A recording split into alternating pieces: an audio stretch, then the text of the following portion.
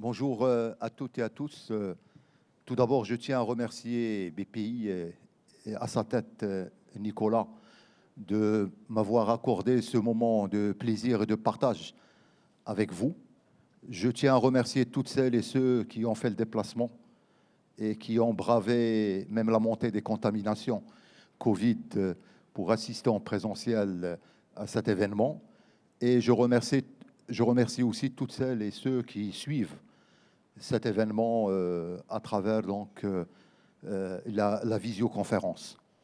Je tiens à féliciter aussi BPI pour toute la trajectoire qu'elle a opérée depuis son lancement et puis sa réactivité, son agilité pour accompagner les PME, les très petites entreprises, les start-up dans les territoires. Et ça, c'est une source d'inspiration comme modèle de développement de l'entrepreneuriat dans nos pays africains. Et je tiens à vous préciser que beaucoup de politiques au Maroc interpellent pour qu'il y ait une sorte de BPI au Maroc aussi, qui vient compléter le dispositif des banques commerciales sur le territoire marocain. Donc, moi, je suis très heureux de participer à cet événement qui est inspirant.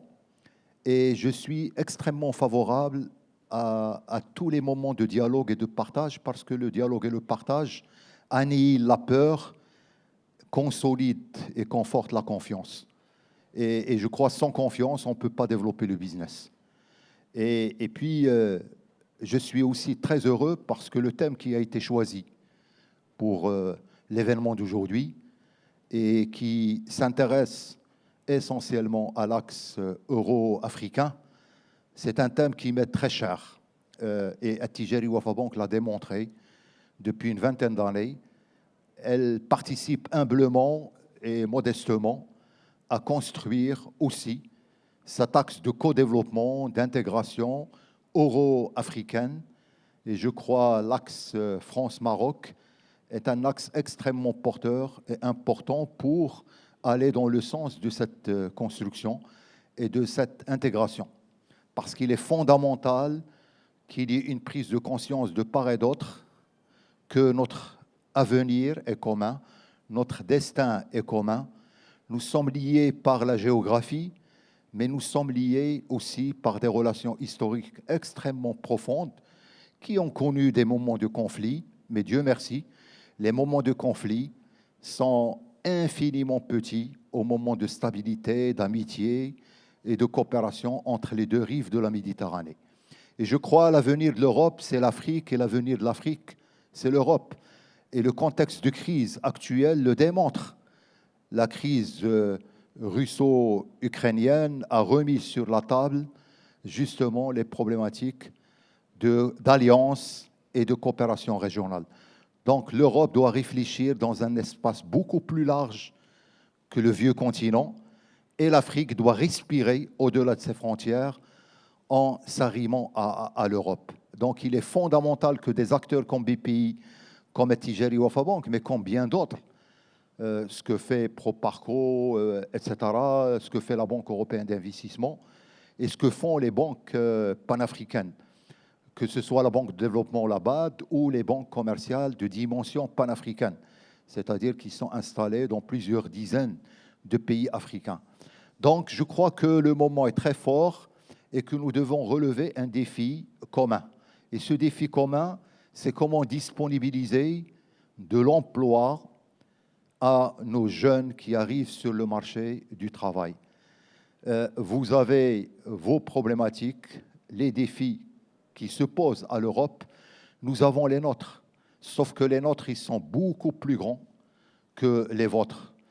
Nous sommes 1 milliard d'Africains aujourd'hui, nous serons plus de 2 milliards 200 millions à 2050. 2050, c'est demain. Donc c'est un levier extraordinaire. Il y a quelques décennies de cela, quand j'ai démarré ma vie professionnelle, on parlait de fardeau démographique. Aujourd'hui, on parle du dividende démographique. Mais attention, il ne faut pas qu'on s'y trompe. Le dividende démographique ne se matérialisera que si on assure un développement important et si on libère le secteur privé et l'initiative privée.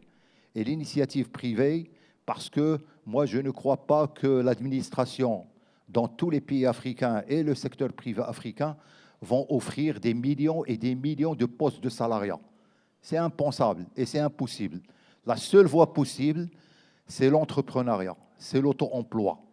Et ça, le Maroc l'a démontré ces dernières années à travers une implication très forte du souverain, parce que le souverain, il a secoué le cocotier même au niveau du secteur bancaire, pour que le secteur bancaire s'ouvre de plus en plus à une prise de risque sur les TPE, sur les entrepreneurs qui démarrent, qui n'ont que la force et l'énergie de leur jeunesse, leur intelligence, mais qui manquent de capitaux propres. Donc nous prenons plus de risques, mais avec une implication très forte de l'État derrière nous, à travers des fonds de garantie opérationnels.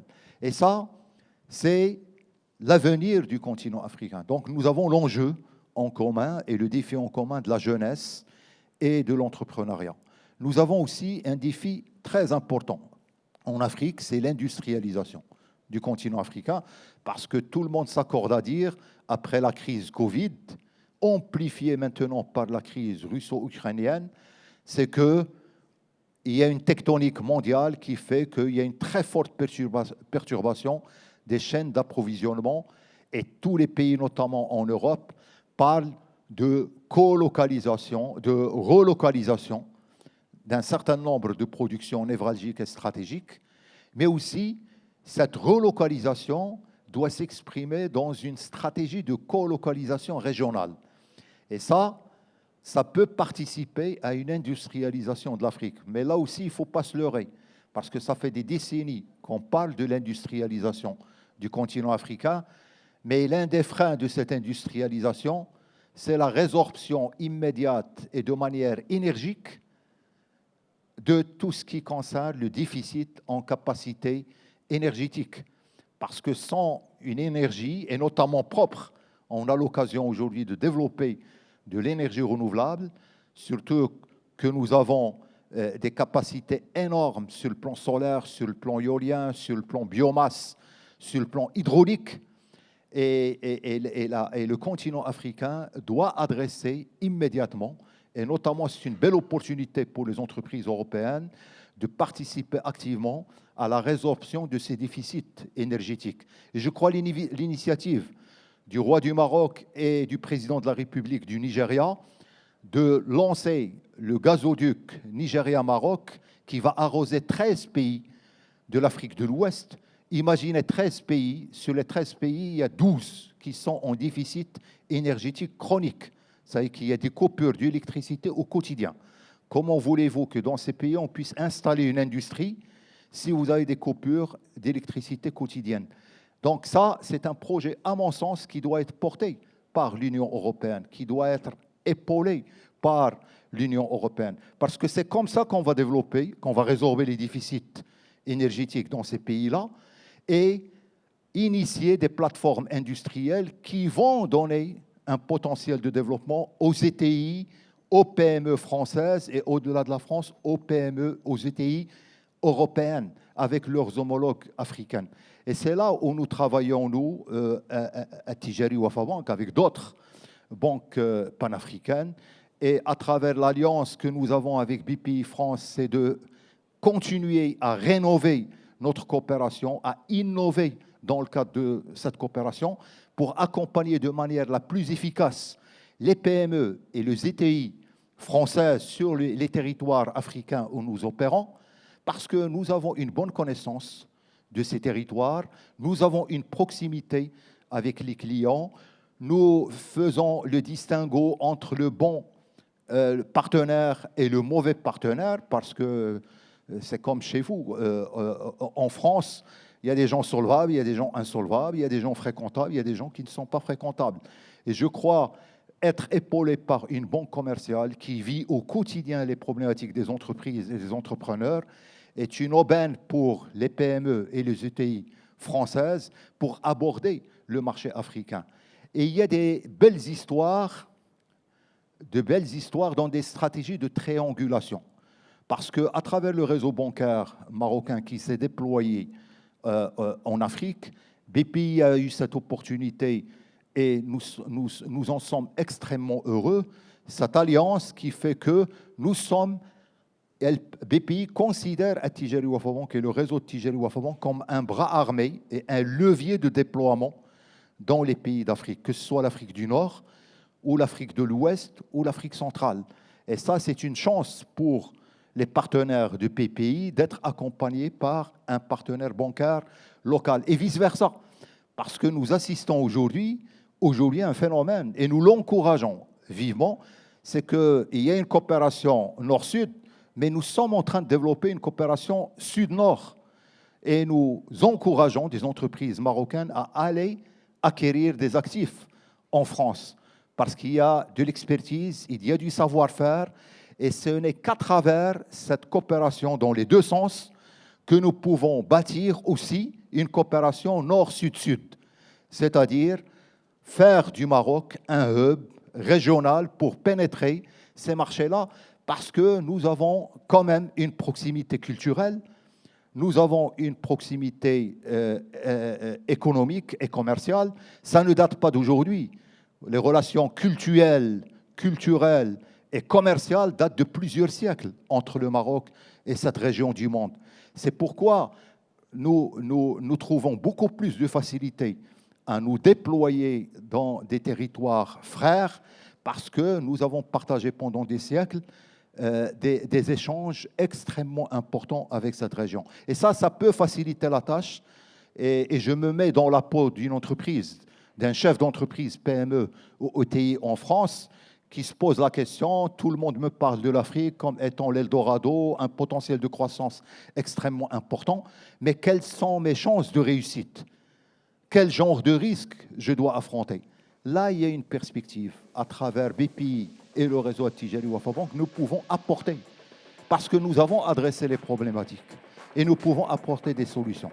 Un, d'accompagnement dans l'assistance et le conseil, mais aussi dans le financement. Et ça, c'est extrêmement important. Et nous avons aussi une troisième nature de défi, c'est tout ce qui concerne la sécurité et la stabilité de la région. La sécurité et la stabilité de la région, ça passe par une maîtrise des flux migratoires. Demain, comme je l'ai dit, nous serons plus de 2 milliards 200 millions d'Africains. Si l'Afrique n'assure pas son développement pour offrir des emplois stables et sécurisés au niveau du continent africain, on peut bâtir tous les murs qu'on veut, on ne peut pas stopper des gens désespérés, ne serait-ce que par l'effet négatif et les impacts négatifs du climat. Et les risques climatiques sont là aujourd'hui. Donc ça deviendra une question de vie ou de mort.